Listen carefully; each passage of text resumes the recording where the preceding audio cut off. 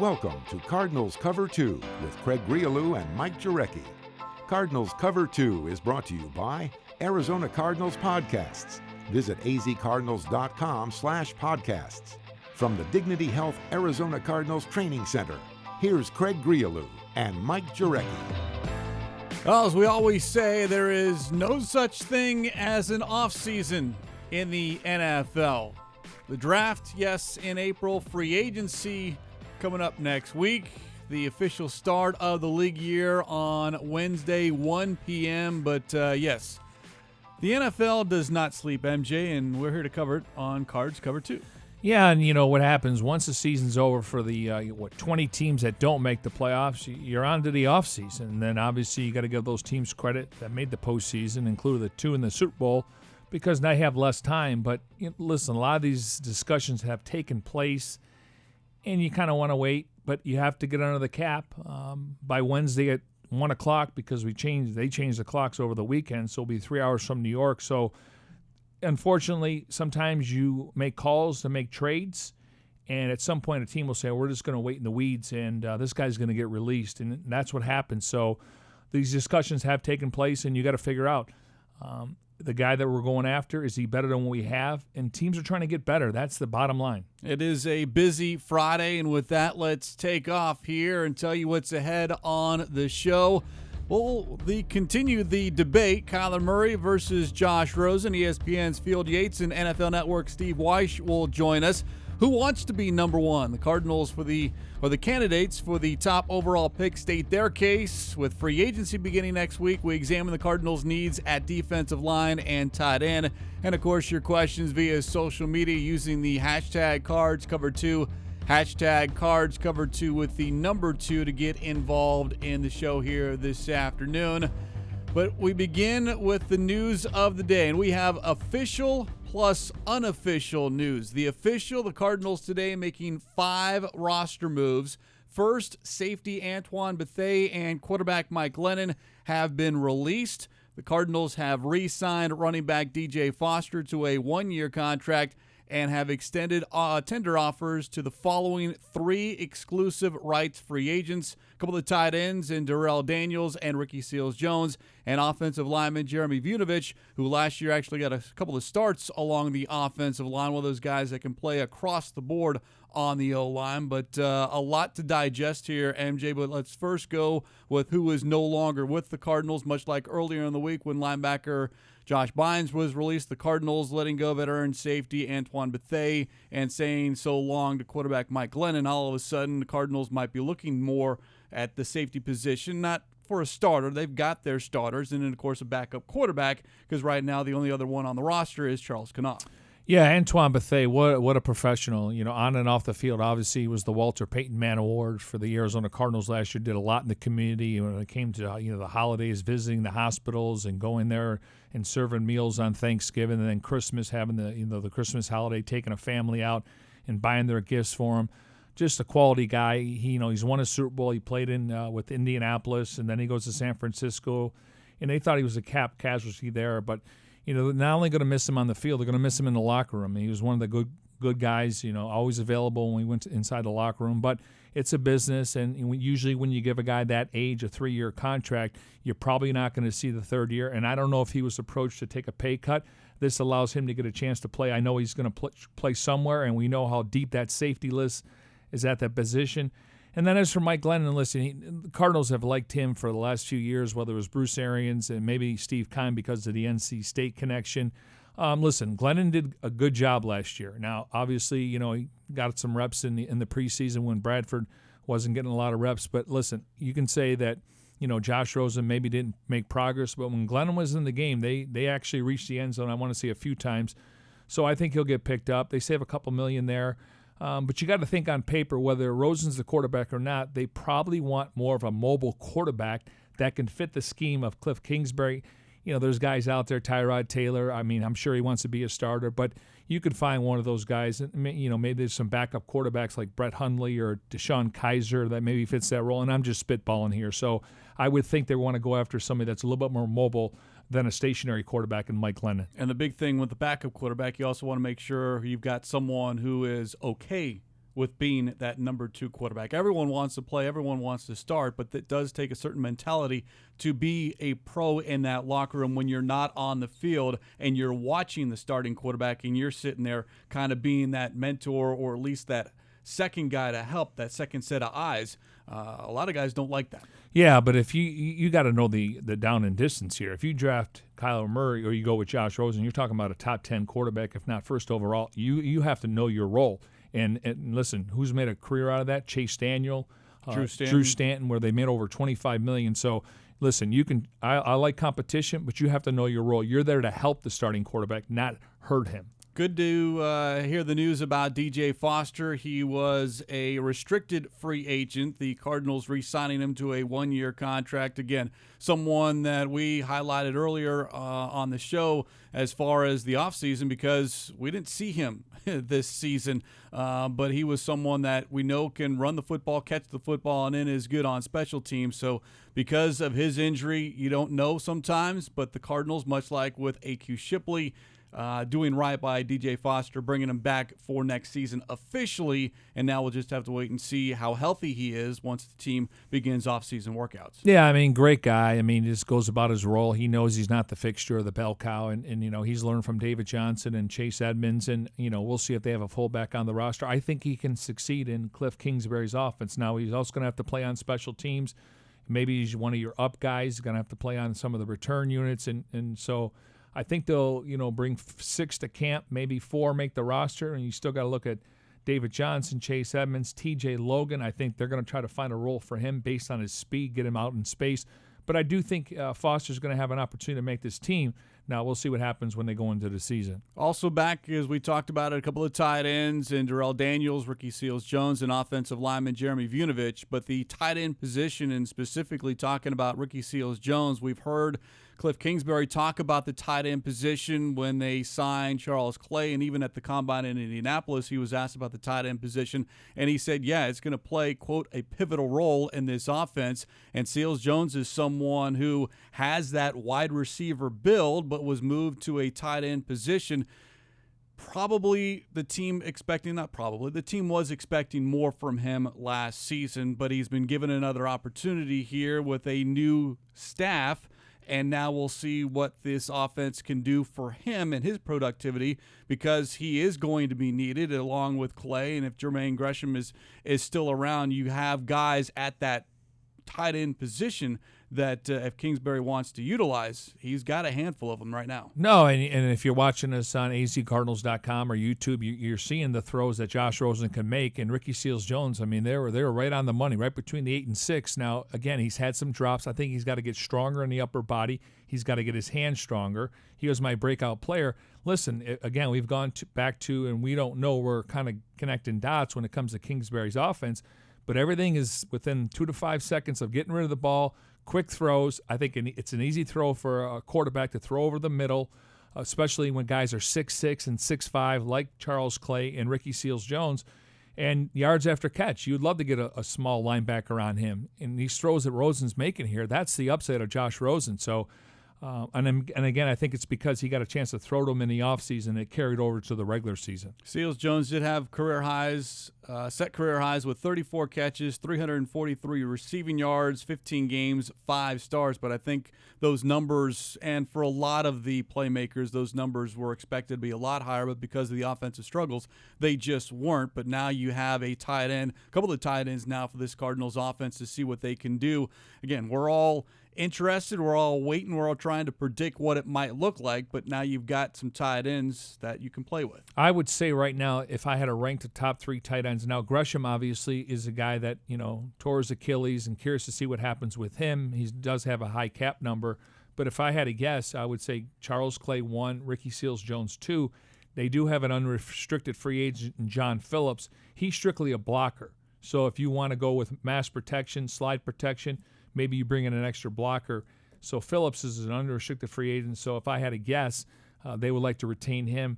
And speaking of unrestricted free agents, Ode Abushi is another guy. And I talked to Corey Peterson. He said he's a tough guy to go against in practice. And he said, he's one of those guys where he's not going to give up. He's going to fight you to the echo of the whistle. So of all the Cardinal free agents besides retaining Fitz, if you look at the 13 guys, I think 2 guys they would like to bring back.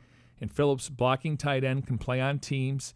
And then you look at Ode Obushi, where he may get a chance to compete at left guard. Again, depth, if not worst case scenario, he can give you an opportunity to fill in if he needed to. So those 5 roster moves official. There is an unofficial roster move. ESPN's Adam Schefter reporting the Cardinals have acquired veteran right tackle Marcus Gilbert from the Steelers for a 6th-round draft pick. That obviously fills a need on the offensive line because we've talked about this offensive line needing to improve and the Cardinals going out. And instead of waiting for the draft or free agency, they've reportedly added someone who has been a starter his entire career at the right side, right tackle position. Yeah, you're going to look at the numbers, and again, there's a reason why these guys are available. A, cap number. He signed a huge extension with the Steelers. He's worked with Sean Kugler. He's worked with James Sexton, the special running backs coach.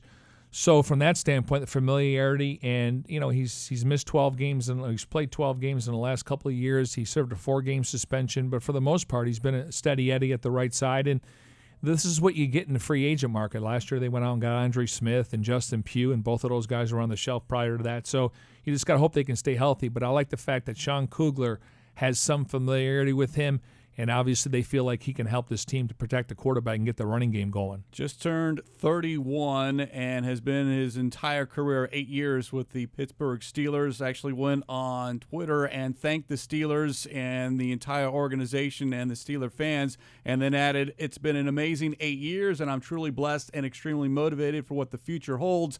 Hashtag Rise Up Red Sea." Well, and I'm sure there's another guy out there, and he's got a great smile and a great personality. Now that we got a chance to know him, as DJ Humphries, another Gator. So you get 2 Gators to protect the quarterback. That's not a bad thing in that conference against some of those great pass rushers from the FCC. So, this is a good signing. We'll have to see how it plays out. But we talked about this prior in the offseason. Left guard, right tackle. On paper, we can put the checkbox next to right tackle. Now left guard, Obushi. There's some other free agents out there. Maybe we'll get into them on Monday if they're released or if they're available in this case. But I do think the Cardinals want to go after veteran offensive linemen because we know that these kids coming out of school are not getting in a 3-point stance, and you don't want to put Josh Rosen in harm's way. So that's the route they're going, and I think they got a veteran offensive line coach. This is a really good hire in Sean Kugler. Absolutely. Now remember, this deal, this reported trade can't become official until Wednesday when the league year begins at 1 p.m. Now, what is official, or I should say what became official back on January 23rd, and that is the re-signing of Larry Fitzgerald. No press conference, no conference call. We never heard really much from Fitz until now. And recently, number 11 was on the Mina Kimes podcast and explained in detail why he chose to return in 2019. Well, we had a really bad season last year, and correct. I just didn't want to go out on that level. Really? You got to live the rest of your life knowing you went out on that level. I mean, we're picking number 1 this year, so that should just show you how bad it was. Yeah. It's 31 other teams that did better than you out of 32, and that's never a good position to be in. And I really didn't want to go out like that. So you were like, this can't be it for me. No, I still enjoy it. I can still play. I mean, I'm not the player that I was 10 years ago, but I can still go out there and contribute. I can make plays. I can be somebody who can situationally really, help the teams and make explosive plays for my group. Do you think this will be it this year? I don't know. I don't ever put a timeline on. I mean, I know at the end of the year I feel like no, this is not it. There's been times before where I felt like I probably should be done, and then 2-3 weeks after that, when my body starts feeling better, you change your mind. But I think it's important that you just stay in the moment. We had talked towards the end of last season about Larry Fitzgerald and just getting that feeling that, he is going to come back. And it was because, there were a number of reasons, but one of them is just because of how the season ended. And that's what he touched on there is you don't want to go out like that. Everyone wants to go out a winner, but then it's easier said than done because you win it all and you're like, okay, well, let's try to do it again. It's a very difficult decision for a professional athlete, but I think even more so to walk away when you just had perhaps, or if the worst season of your career, and it's that whole recency bias that you have that you try to weigh, and Fitz wasn't ready, and of course you got to be able to be healthy, and of course passion for the game, and those are all things that we know he has, and therefore we're rewarded with another year, at least one more year with number 11. Yeah, we touched on some of the things, and I've had a conversation with Larry, and I always talk about he loves playing on Sundays, he likes the grind during the week, he loves the camaraderie in the locker room, he loves money, he loves the fact that he can get to number 2 in another category when it comes to receptions. He wants to be part of the 100 all-century team. So there's carrots for him in front of him, and there's incentive. But he didn't want to go out like that. And I can tell late in the year, again, he could have retired and rode off in the sunset, and I wouldn't have been surprised. But you can just see that as an athlete, you probably just don't want to walk away like I still got left something in the tank. I'm excited what the franchise is doing. I want to play another year. And listen, if this team can start knocking on the door and get back to the postseason, listen, he'll increase his postseason numbers, and that's big for him too because we know he had the greatest postseason of any player in NFL history. Those 4 games is the number 1 right now, and it's going to be hard to top that because usually a 1 or 2 seed doesn't play in the first round. But if he can continue to add to his legacy with numbers in the postseason, that means the Cardinals are winning. He also talked about being a mentor to those young wide receivers, which right now we know will include Christian Kirk, and there's also Trent Sherfield, there's Chad Williams, but he likes being maybe not that outspoken leader, but at least being that leader on the field and in the locker room as well, and he really likes what Cliff Kingsbury, the potential of that offense can be. He also was asked about and really spoke very highly of Josh Rosen and everything that Rosen had to deal with in his first year at the NFL level. Josh is unique in terms of his mentality. He's extremely confident, and not in a bad way, but he's able to forget very quickly a bad play, a bad decision. Now he's really good at being able to put things behind him. He's a great teammate, really insightful, just great to be around, and he's somebody who's really trying to learn always. He's inquisitive about life, and people like that usually find a way to be successful because they just put the effort in, and he's got some talented guys around him that are going to help continue to make plays for him, and I think he's going to be just fine. Coach Cliff Kingsbury is our new head coach, who's an offensive guru, been everywhere he's gone. His offense is produced at a high level, and I don't think anything's going to be different when he comes in Arizona.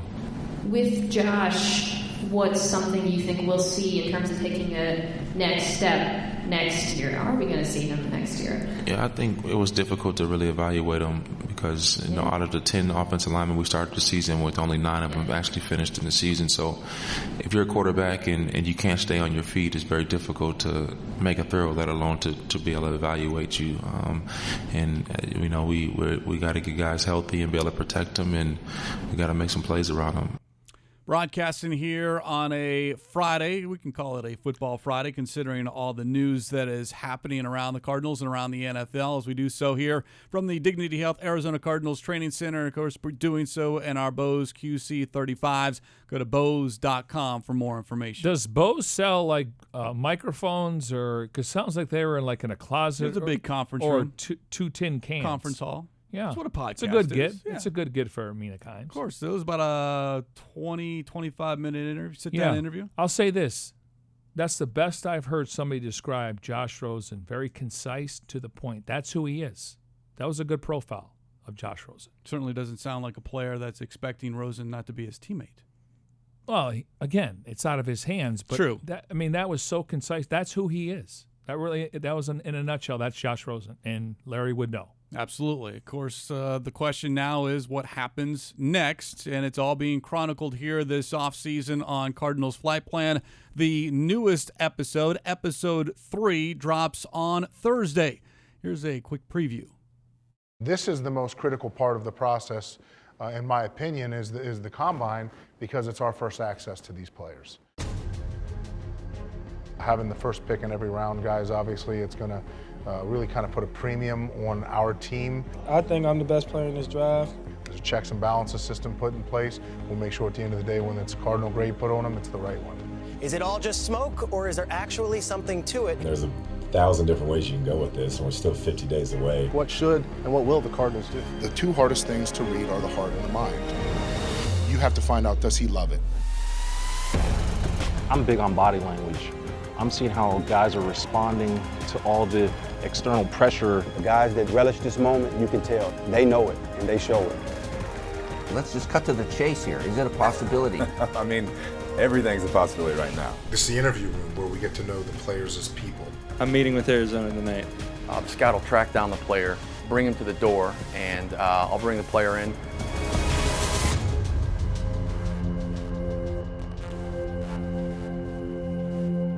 Can I just say, when I watch this, you talk about a tease, I bring a player in and it cuts to black. I want it. The player's literally walking in at that moment. Yeah, Jimmy Alejandro, our producer here, we were talking, through our ears and sometimes before the show, but the fact is that's a hotel room, and it's not like, looks like two double beds. They got to pull those beds out, and then they're all, imagine it's like you're up there and somebody's questioning you on the stand. Well, yeah, you're in an enclosed room, and it's you and maybe 6, 8? 6 to 8, maybe even 10. 10 people. Just the owner's in there, the GM's in there, the head coach is in there, your position coach is in there, and then somebody that maybe, has a relationship. Oh, A-Dub's in there. You mean Adrian Wilson? Yeah. VP of stuff. He is referred to just Adrian Wilson. I was told Adrian Wilson. I noticed he's making more cameos. He was in the ride-along. I like what he said. Cardinal decision. You got it, A-Dub. By the way, if he's watching, I know he's a big fan of Cards Cover too. Adrian Wilson, we have an empty chair over here to my right that is certainly open and available to you at any time that you want to step in and be a part of the show. I don't know if he tunes in. I hope he does. But I'll send him a copy of it today. He's, I know he's grinding over the weekend. They got to get ready for free agency. What do you mean he's got to get ready? What? Guys are getting released left and right. All he does is watch tape. That's what he says. That's how you get better, Craig. I grind. Do you get better every day in life? Absolutely. Very good. Today is better than yesterday. Yep, and it's going to be better tomorrow. Absolutely. Because you're off. Nicely done. By the way, episode 3 titled Golden Ticket on Facebook Watch and YouTube on Thursday. And, of course, you can catch up on all past episodes on azcardinals.com/flight plan. Of course, episode maybe, 7 or 8, but later on as this series progresses, we will find out who the Cardinals select with that number 1 overall pick. And 7 weeks from today, MJ, the decision will have been made. That pick will have been introduced to the local media. The question is, who will the player be? There's been a lot of debate, a lot of talk, what the Cardinals should do. We've got 2 more opinions for you here today. We started this on Wednesday. We continue here on Friday. Up first, Field Yates, ESPN NFL insider and co-host of the Fantasy Football Focus. He's in the Kyler Murray camp. Well, I wouldn't say it's the only topic of conversation here in Indianapolis, but it's certainly one of the main topics of conversation. That is Kyle Murray. Where do you fall with him? Maybe number 1 overall, or just him as a quarterback in general? The interesting part, and this might be good actually for sports radio fodder for the next 2 months, is that until he's not the number 1 overall pick, everybody's going to wonder if he is going to be the number 1 overall pick. And I don't know that there is anything that Steve Keim or Cliff Kingsbury or anybody could say from the Cardinals that would make people believe wholeheartedly that there is zero chance that he is going to be drafted number 1 overall. But you can tell that everything they're going to be saying over the next couple of months is going to be parsed a million different ways. With Kyler Murray, you either love him or you're not sold that a quarterback of his stature can be a franchise guy in the NFL, because there is so much excitement around what he did this past season. And I've spoken to many people here that are all in on him in Indianapolis, and I've spoken to many others that are not quite ready to get there. Maybe they won't get there, maybe they will. But the NFL loves to have a signature prospect for every draft. It's good for the business, not that there's not always interest. But there is zero doubt that the guy that will define the 2019 NFL draft is Kyler Murray. As far as fit, though, and when you compare him to what the Cardinals already have in Josh Rosen, Cliff Kingsbury is the head coach, what the offense might look like, or what we think it might look like, how do you debate those two? Not sure if anybody's brought this up, but at one point Cliff Kingsbury said if he had the number 1 overall pick that he would take Kyler Murray. No, I know that's been played 1,000 times over. A comment he made when he was with Texas Tech, and obviously in a much different capacity. in terms of fit, like I think he's one of those quarterbacks that your offense works around him as opposed to you're not going to jam Kyler Murray as a square peg into a round hole. Like we're talking about one of the most unique athletes that has played the position that we've seen in quite some time. What we saw last year in Baltimore is that a quarterback's athletic ability is not the only thing that can matter to build an offense that's sustainable. You've got to find a way to, if Kyler Murray's your quarterback and he's an athletic guy, it's not just about him winning outside of the pocket. He's got to win within the pocket as well. So if he were to be drafted number 1 overall, and I feel like I'm putting the cart way before the horse in saying as much, I think the offense, yes, it's what Cliff Kingsbury wants to do, but it's also figuring out what fits best with what Kyler Murray brings to the table. All right, let me ask you this. Let's go back to last year's top 4 quarterbacks, and we'll put Jackson in because he was 6-1. And then let's take Murray and Haskins. How do you rank them last 2 years? Hey, so the interesting part is that we have the sample size now. I think most people would say, knowing what we know about Baker Mayfield, that if you had to pick between those 5 plus the 4 or so that are being first-round prospect considerations this year, you take Baker Mayfield, right? You've seen it. You've got a little bit of a body of work, and you like what you've seen. I think from there, though, everything is open for interpretation. Beauty would be in the eye of the beholder. So I bet there would be guys that if you told them they had the option, some of them would say, Josh Allen's still my favorite guy, or Josh Rosen's still my favorite guy. Or, hey, I wasn't totally in love with what any of these guys did as rookies other than Baker, that I'm buying the promise of Kyler Murray. So I do think that infrastructure and what a quarterback has around him is such an influential part of how we view that player. I don't know if it's going to be in Arizona or not. I'm not saying it necessarily won't be, but Josh Rosen could be Jared Goff-like in the sense that last year, other than Larry, even David wasn't necessarily utilized in the way that we think he can be at maximum output last year. So it's hard for me to say that, something, based off what I saw last year, Josh Rosen's gotten a future. No, of course he has a future. It's just a matter of putting the right pieces around him.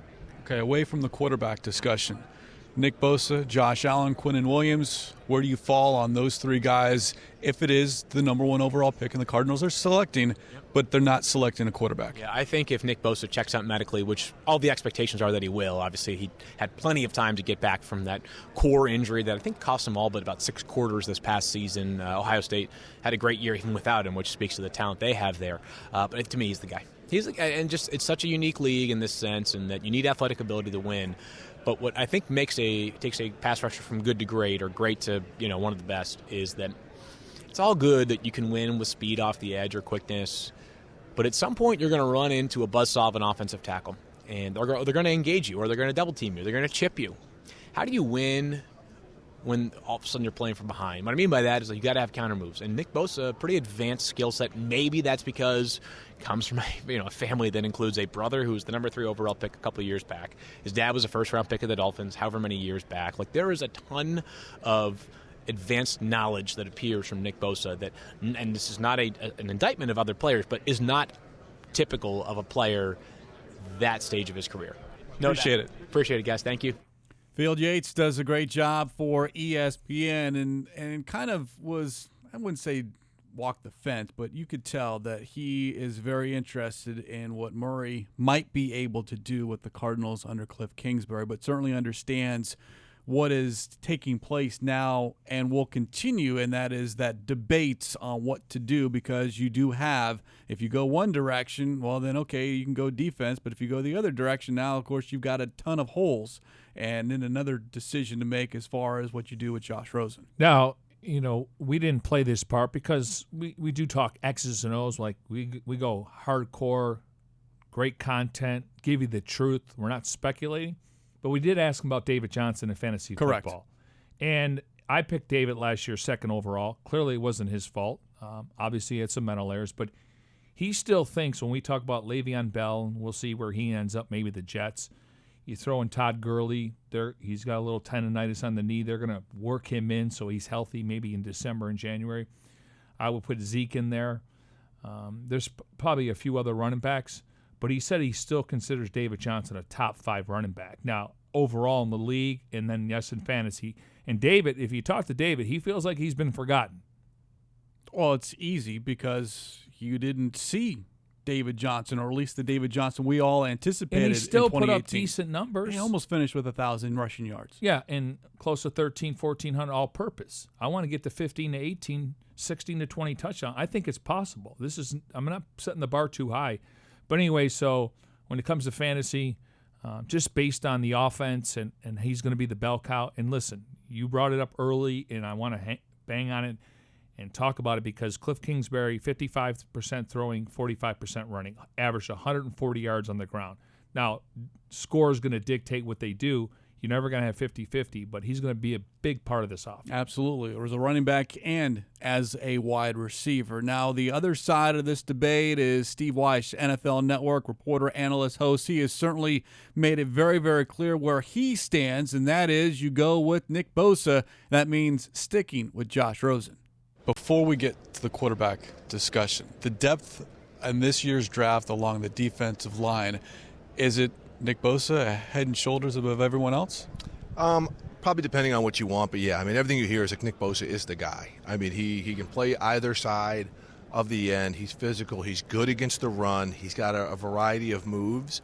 So yeah, he's the one you hear like it's him. There's no real 1A. So he's the one, and then there's the two, and whether that's Josh Allen, whether that's Rashawn Gary. In terms of edge rushers, whatever your team, the system, the scheme, and all that is the fit. But Bosa is a guy, but he's kind of an even front scheme. He's a 4-3 defensive end. He's not an outside linebacker, so that will factor in, depending on what you want. All right, what about medical? How important is the medical for him? It's huge. I mean, it's huge now. It's the core muscle. He missed most of last season. He has had plenty of time to heal and rehab. Exactly. I know he was in L.A. working out with Joey for much of the season, so he'll be fine. He's going to come here. I don't think people are going to look at the family history and say it's genetic. I mean, you tear an ACL, you tear an ACL. You play the sport, it's the nature of the beast. Because these guys, the Bosas, are physical freaks. I mean, they're 6'5", 270, 5% body fat. They look, the part of the extreme athlete if you put it together. But, I mean, the medical is going to be important for him, as it is for all of these guys, but for him in particular because he is the likely first overall pick. All right. Cardinals have major needs. They need weapons besides addressing both on the offense and defensive line. You got N'Keal Harry from Arizona State. Cardinals had the first pick in the third round. They would like to, in the second round, they would like to get back in the first for that fifth-year option. Mm-hmm. When you look at the wide receiver core, he may not have the speed, but he's got the grit, the 50-50 balls. He may run a 4.55, a 4.58. Do you think he'll be there in the end of the first round? Well, we'll see. If not, there's similar type receivers to that size. A kid out of Iowa State's a big receiver. I mean, he's kind of a special player, except he's got the history of the drops. I don't know if he's viewed to be that high. But that's a position they've got to upgrade, but they've got to get on the offensive line as well. If you have the number one overall pick, Kyler Murray's on the board. You got your pick of anyone you want. But if you're say Josh Rosen's on true, you got Josh Rosen on your current roster. Yep. If you're making that pick, what are you doing with it? I'm taking Nick Bosa. I mean, pass rushers. Look at the division. You got Russell Wilson. You've got to get after Jared Goff. You got to get after Jimmy Garoppolo. You can never have enough pass rushers. Plus, you get him on a rookie contract. You've got your quarterback there. Let's cut out all the foolishness right now, get the pass rusher, and try to play with the big boys. So you're one of the rare exceptions as far as this whole Kyler Murray discussion. I'm not getting caught up in the drama. I think it's real, though. I mean, look, I think Arizona, and they're smart. You play this out to the string, even if you don't want him. You throw that out there, so maybe somebody does come up. You don't want to move back too far because you want to get one of these pass rushers or stud offensive linemen. So you play this thing up to the max leading up. But no. I'm taking Nick Bosa. These pass rushers are rare. This is the draft to get them. Otherwise, you're going to be paying $18 million a year for a pass rushing free agent. You don't want to do that if you're in the Arizona Cardinals while you're trying to build a team with Cliff Kingsbury. This is a smart man right here. Thanks for your time. You got it. Thanks for having me on, guys. You don't understand how difficult it was in Indianapolis at the Combine to find media members on the national scene that were so adamant in their opinion about, no, you take Nick Bosa or you take the defensive player, because conviction. As the week progressed, it was about 80%. It just seemed everyone were running into, yep, Kyler Murray's the guy. Kyler Murray's the guy. Oh, it's a done deal. Yeah, Kyler Murray's the guy. Josh Rosen is going to get traded.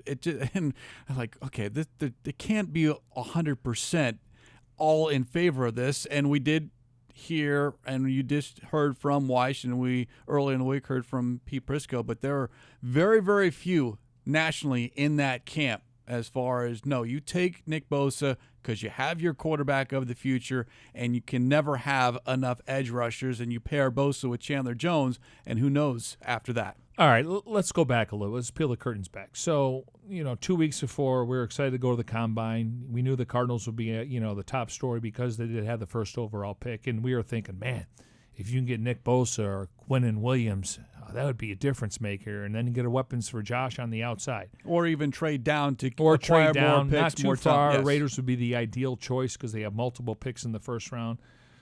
So let's fast forward. We get there, and a guy measures 5'10" and 1/8.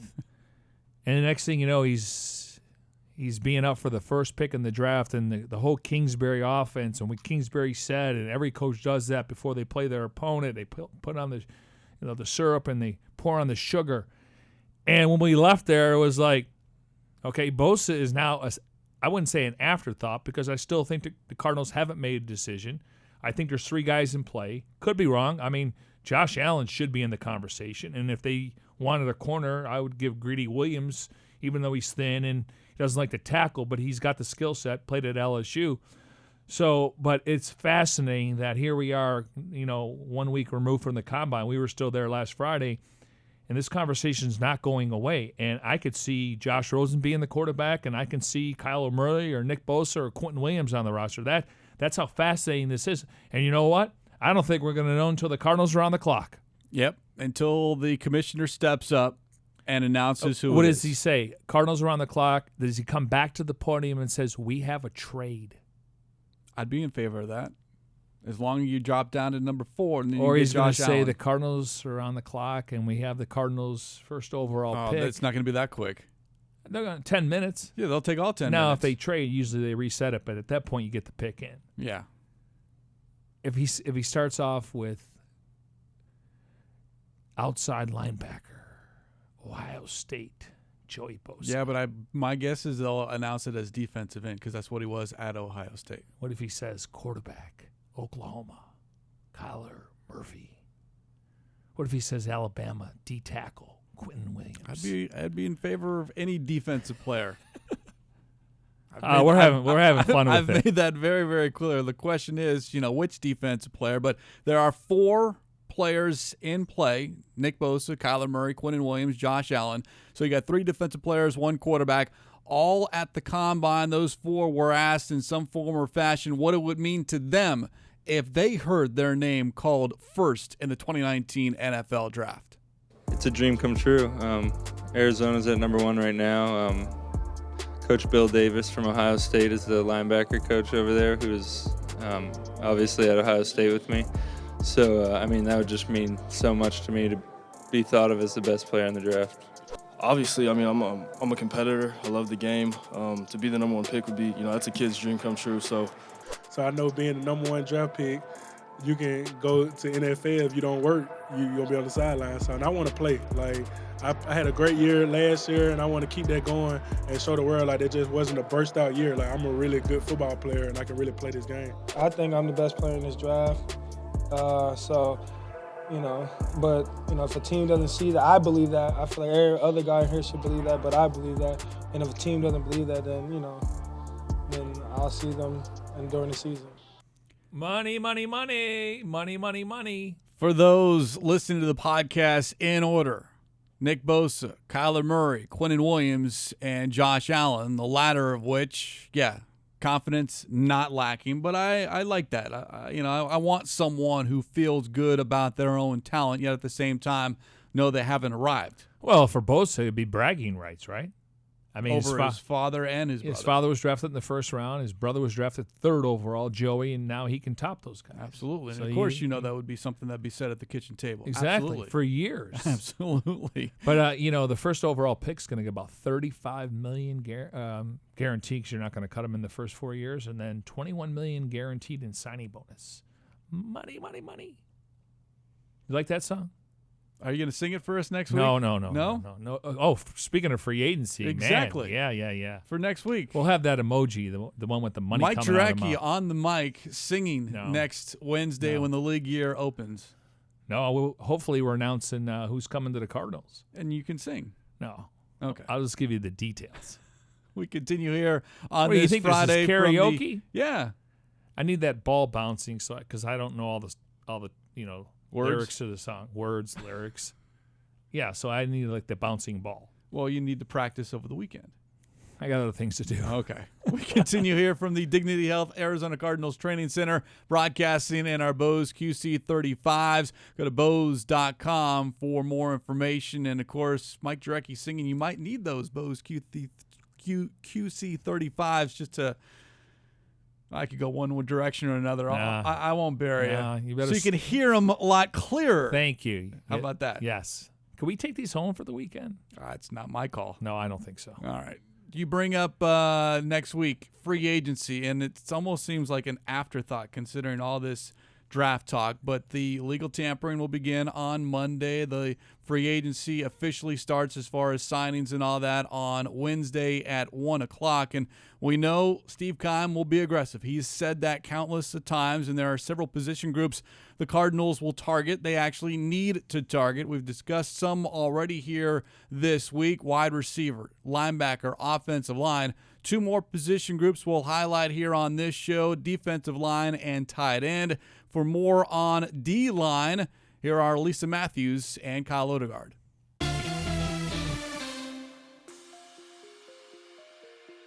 Welcome back, everyone. Lisa Matthews, Kyle Odegaard here, talking all about the D-line heading into free agency. Now, the need is very high. They need depth at this position. You have Corey Peters holding it down, coming back at the nose tackle, and then beyond that, it kind of gets a little murky. Yeah, certainly he's been the constant presence on the defensive line.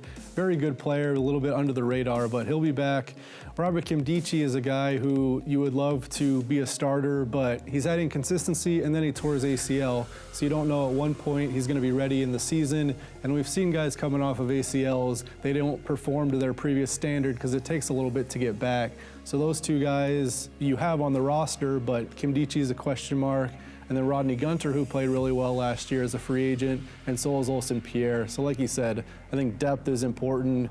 Maybe not get a splash guy. I think it's possible because they have cap room, and maybe there's a legitimate defensive lineman you want, but at least getting the numbers up. Yeah, they have money to spend, so this is definitely an area that they will be putting towards. You mentioned Rodney Gunter. He put together a pretty solid season, so what's the market out there for him? We don't know. And then Olsen Pierre, he did do a lot better in the 3-4, so that could mean he could be returning. Yeah, I think Olsen Pierre certainly had some big sack numbers 2 years ago, didn't have a big impact last year.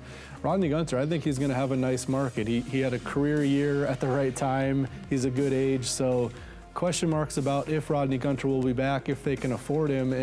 And right now, you also look at the run defense where it took a step back last year. Maybe you look for guys who aren't necessarily superstars but can strengthen the defensive line against the run because they've had those guys in the past, a Frosty Rucker and a Josh Morrow, underrated a little bit and under the radar, but guys that are essential to stop the run. All right, March 13th, it all begins. Be sure to stay right here for all your free agency news. The big question mark, of course, when you talk about defensive line is Rodney Gunter as an unrestricted free agent. He'll test the market, and I am curious, as Kyle mentioned there, as far as what will the market be. He's certainly durable, never missed a start. He's still young in his prime, but there are some names out there on that D-line market. Of course, they're older names, but they've got a little bit more of a resume, and one just recently added, Malik Jackson. Jacksonville released him earlier this week. In fact, it was earlier today as they try to get more salary cap room. So there's another big name out there, a former Pro Bowler on the market. I don't think Gunter is going to get a ton of money, like, in the 10, 12, 14 million, but I think he will get a nice raise from what he has been making. But I would love to see him back in a Cardinals uniform. Yeah, I think it's be difficult. You're talking about a guy that was a 4th-round pick, and usually you're just waiting to get to your first contract where you can go out there and see what you're worth. I think he's going to get about $6 to $8 million a year, and I think he's earned it. So we'll see if the Cardinals get a chance to match. But I believe he's going to go out there and test the waters. Now, there's a few other guys out there. You mentioned Malik Jackson. And really, they cleared close to $30 million today because they're going to have to give Nick Foles probably 25 of that. I think Calais Campbell's going to be in that same boat next year. I mean, obviously the Cardinals wanted to retain him, but they knew a 4-year deal. You start getting 33, 34 years old. I digress, though. But Tim Jerrigan from the Philadelphia Eagles, he's a defensive tackle. Patriots, former first-round pick with the Browns, Danny Sheldon. Patriots, former first-round pick, Malcolm Brown. So there's some options there. It doesn't matter what you're looking for, who's going to fit their defensive front when you start looking at that from that aspect. But I'm sure they're going to ID a few players. Olsen Pierre was not tendered. I would assume the Cardinals will try to bring him back maybe on a lower tender. He's going to get a chance to see what he's worth. And I think, Kyle and Lisa pointed out, he struggled in the 4-3. He's more of a 3-4 guy. He had 7.5 sacks last year. So to me, you got to kind of flood the position. But I do think if you look at it, we talked about, maybe the first phase of free agency, there was 3 positions I thought they would address. Offensive line, we could check that box. Wide receiver, and then inside linebacker. But there's also a need at D tackle. Whether that comes in the draft, I think they'll double up at that position. Absolutely, and maybe not a high need at tight end, but certainly a position the Cardinals will look at. For more on that position, here are our colleagues Paul Calvisi and Darren Urban. Is it a need or is it a want? That's the question for Darren Urban. Paul Calvisi here, taking a one-position group at a time. We're talking about tight end. We don't know exactly what Cliff Kingsbury's offense is all about, so how vital is the tight end? That's going to dictate, perhaps, what the Cardinals do in free agency. They've already made a move, a signing at the position, but in general, what sort of role do you think the tight end will have in this offense? I think that's a great question, and I think it's something that is going to have to be answered once we see OTAs and stuff. You mentioned they just signed veteran Charles Clay, and they were really thin, or going to be really thin at the tight end position once free agency starts, or potentially. They got Jermaine Gresham, who's on the hook right now for a $6.25 million salary this season. They get and Clay. His cap hit is higher than that, right? Yes. So you might have to consider some things there. You have Clay. You have a couple of exclusive rights guys, but one of them is Ricky Seals-Jones, who I'm assuming is going to be around here as an exclusive rights guy. He's not going to go anywhere.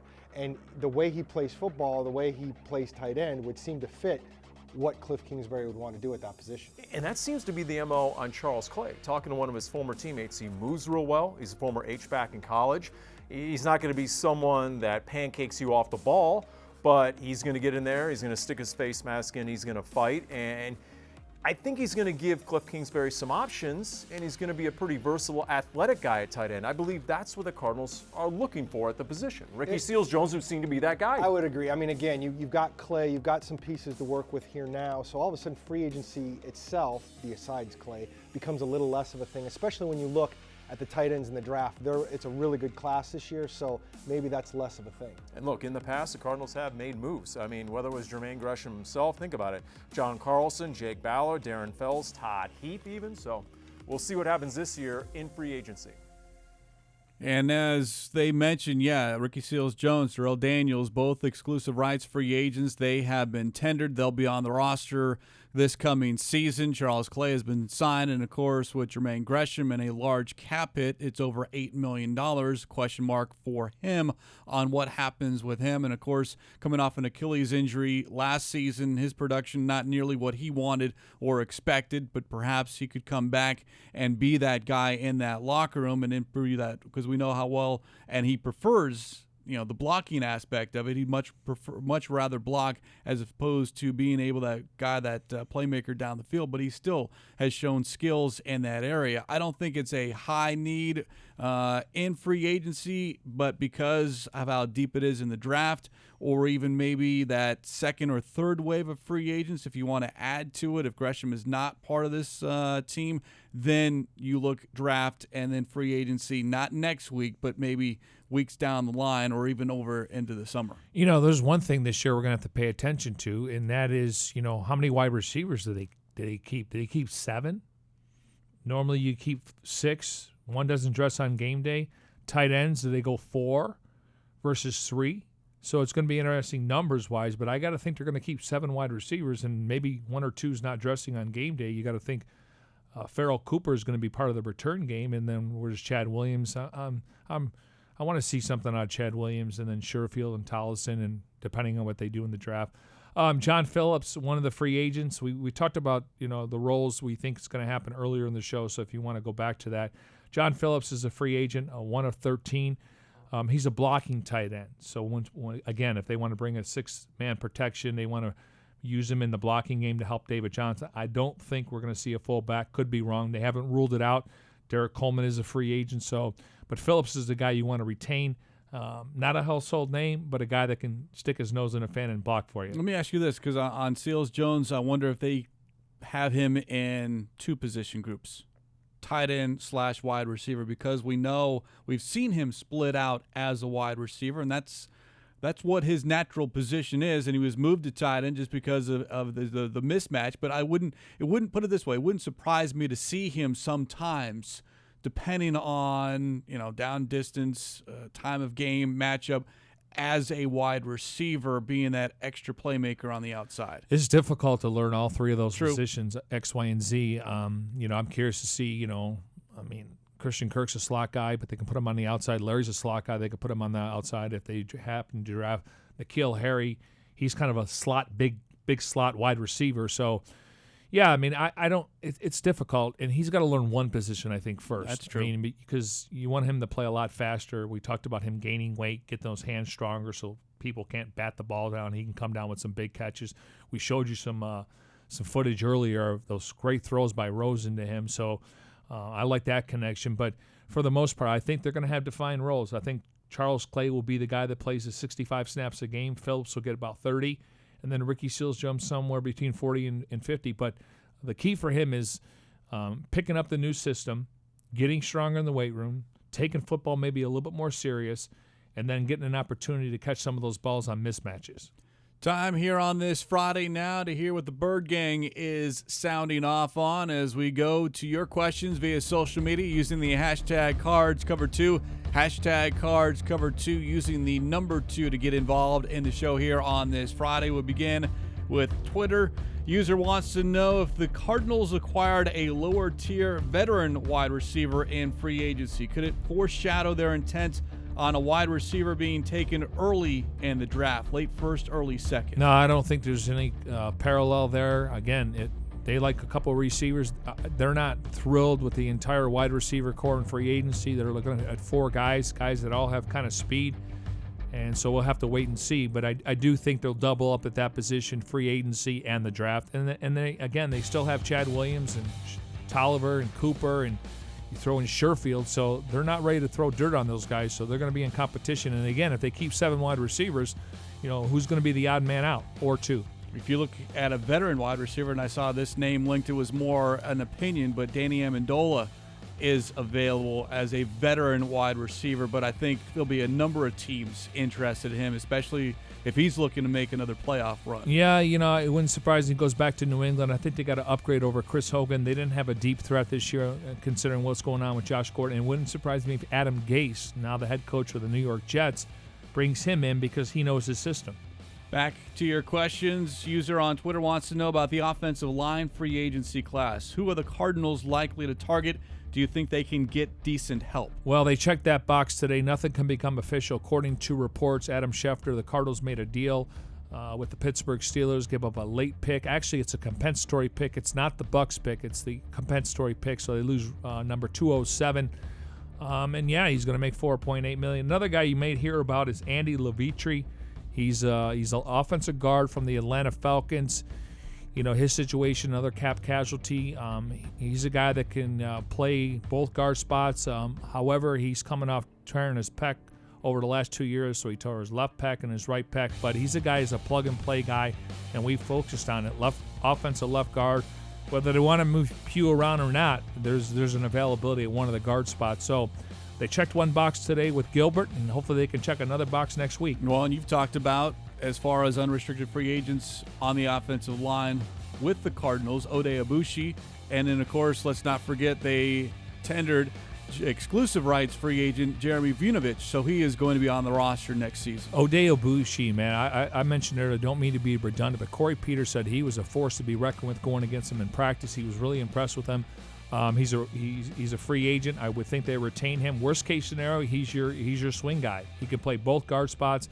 And I think A.Q. Shipley's going to get a chance to compete at one of the guard spots, too.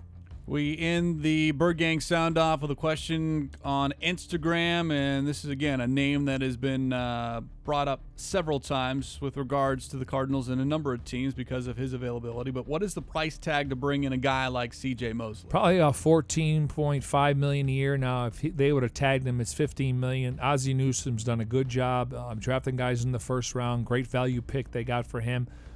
They think a lot of people think he's going back there. It's just they don't want to pay him $15 million a year. Great player, perfect age. I'd be curious to see if the Steelers go after him. You weaken the opponent, and obviously they've had great linebackers over the year. Listen, I think 31 teams would love to have him. Unfortunately, it's really pricey, and the Cardinals don't want to overspend. They feel like there's other options out there. We talked about him: Brandon Marshall, K.J. Wright, Jamie Collins, Jordan Hicks, Mark Barron. So we'll see what they decide to do, but they definitely have a need at inside linebacker. And Barron released by the Rams as available. Barron is a little bit undersized. He's had some injuries, but he's a good football player. I think what Todd Bowles did with Daniel Buchanan, labeling him as that dollar linebacker, that's where the trend started. And the Rams obviously figured it out, and they made him the hybrid linebacker. So I think he can play. He's just a little bit undersized, and that can help him possibly in coverage. A lot more on free agency next week. You'll hear a lot more about it over the weekend. And, of course, when the legal tampering period opens on Monday before the league year begins on Wednesday at 1 p.m. And we'll follow it along here on Cards Cover 2. And when the Cardinals make an announcement, we're going to come on the air, give us our thoughts, and then if it coincides, we'll have some press conferences here for you. So, really, there's only one place to go, and we don't have to play the breaking news sound, go to a commercial. We're going to give you live and local. It is certainly going to be busy around here, and we invite you to stay with us here on Cards Cover 2. And with that, that's going to wrap up this edition of a Friday Cards Cover 2. Special thanks to all those behind the scenes: Tim Delaney, Jim Alejandro, Grayson Choi, and Jackson Sipes. For my partner, Mike Jurecki, I'm Craig Grialou. Enjoy your weekend. Get ready.